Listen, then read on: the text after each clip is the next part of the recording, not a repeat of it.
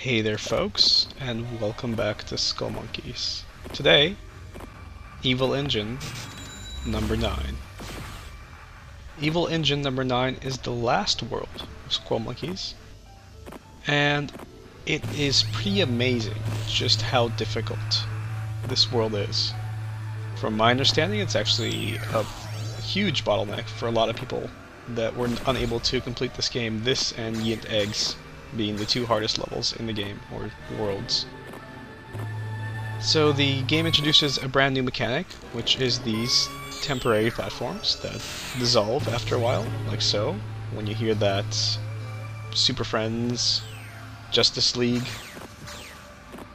noise that it makes, that's when you know that the platform is going to disappear. And we get some new enemies. These are elite Evil Engine guards. They're golden monkeys on jetpacks. I guess it's a lot easier than using the temporary platforms. They're not really hard to deal with. They can be jumped on, but might as well just waste our bullets on them. They're not the main obstacle of this level. Honestly, they're just more of a distraction. So far, at least in this level, it's not that difficult, but the difficulty ramps up fairly quickly. You might even notice that the perspective in this level is actually fairly farther zoomed out than we've ever been in any other level, making jumping much more precise and making really tiny platforms that Klay has to jump on that might be looking a little bigger if we were a little bit more zoomed in.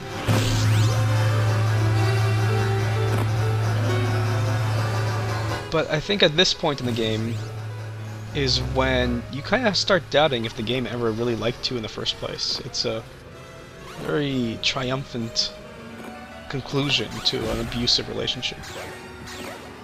Explosive, finale of punches that the game throws at you just to stop you from getting to the end. And let's jump on these guys, why not? You might have noticed earlier that I did find a secret. There are 5 of them in this world, so on top of actually having to do these worlds, you have to find 5 secrets too, if you really want to. You don't actually get anything from finding the secrets in this level. So one thing I did not mention before is that there's a secret bonus video at the end of this game, and the only way you can see it is if you get all the swirly cues. Since Evil Engine number 9 does not have any swirly cues, it doesn't really matter. Secrets are just there for fun. Swirly cues are sometimes hidden in secrets, but I'll be getting all of them. So difficulty has ramped up just a bit. Notice here that we have to jump up fairly quickly to get to that top platform before it disappears. One thing that really hurts you in this game is the lack of control over how far Klay will stay in the air. Tapping the button lightly will sometimes give you a tiny jump, will sometimes give you a big jump, will sometimes give you a jump too tiny almost to deal with. And of course the momentum issue is still here, where if the platform's moving up, there's a chance that Klay will get a nice little boost, making him hang in the air for longer than he wants to, and that'll cause the platforms to disappear. All that adds to the difficulty of this level. I have to say I really enjoy the music. By the way, this is the first really tricky part here. You have to jump off that platform, jump onto the next switch, and then catch the platform again. Hey, here's another secret. And I don't even get the life because I just want to show it off. And there it goes. I really like the music. It's a cacophony of noise basically, just different almost like beginner musical songs being played here, but played weirdly and wrongly, and I think it works really well with the whole theme of the level. And of course, a lot of this stuff is just memorizing. There is a puzzle-solving element to all this, and you'll see that crop up soon enough.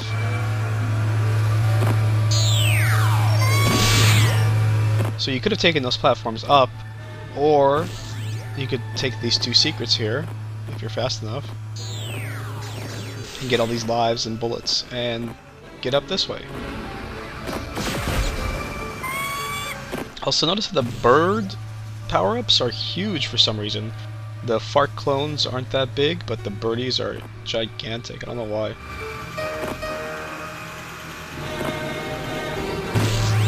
One thing that you'll have to learn to do in these levels is to blindly jump where you believe a platform will load, or will spawn. And that's not always the best idea, because platforms don't always spawn in the same place, at least the moving ones don't. And this one you have to hit in the right order, you have to do 1, 3, 2, otherwise these last two platforms will not stick around for long enough for you to get up here.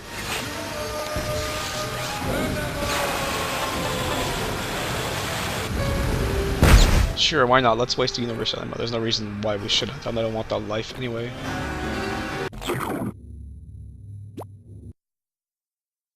Back to what I was saying though. Coming up, especially here, you do not have enough time to loiter. Any seconds spent standing on platforms is seconds wasted. So, like right here, you jump and then you jump right off and hope that that moving platform will be in a position for you to jump on it. There are times where you'll miss it, but it's better than waiting for it to show up and then trying to jump on it and having it disappear under your feet. And here we go, now we have multiple of these switches responsible for multiple sections of the level to get through, and it's just going to get harder and harder as these things are going to project further and further out. Yet another tricky part here, you kind of have to make sure you jump on all of them. If you start to get tricky with your jumps and trying to take them too far, you're going to end up missing stuff.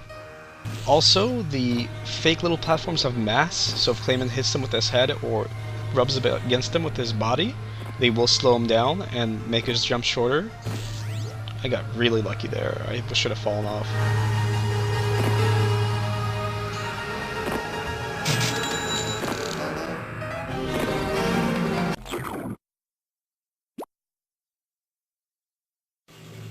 And we are almost at the end. This is the last part.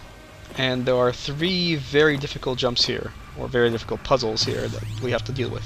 The first being this one, where you have to set off those platforms, but the only way to get on them is from the first one. So unless you time that just right, you'll end up getting screwed. And then jumping on the second platform, you'll run into the situation where the last platform just dies on you before it's too late. Once again, here, we just want to jump to the side, knowing where that platform's going to show up, meaning you have to run through the level enough times to memorize where these things are going to show up. And that's 2 of the tricky parts done, but we still have 1 more jump here coming up, which is the hardest part of this whole game. Mostly because the timing is just so tight. Hey, these guys are back. I don't remember their names, but there we go. We see them one more time. And here we are. This is the hardest jump in the game, or hardest section in the game. You have to time it perfectly to get up there. My trick is to skip the middle platform and jump on from the lower to the upper, and that's it.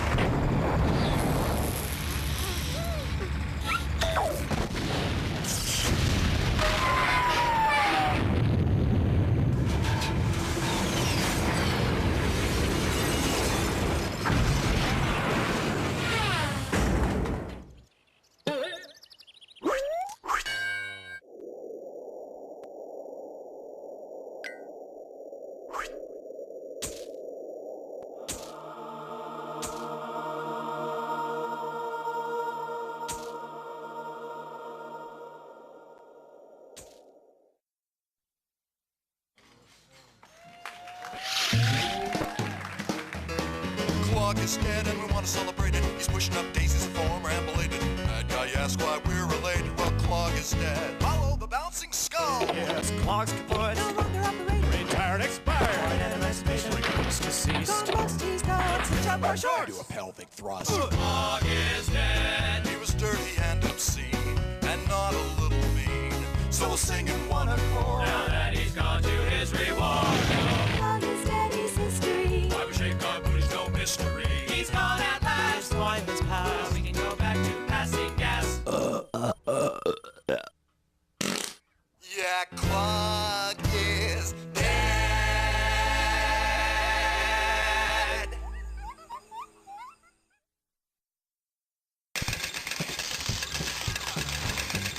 And that is it for Skullmonkeys. Thank you all for sticking to it.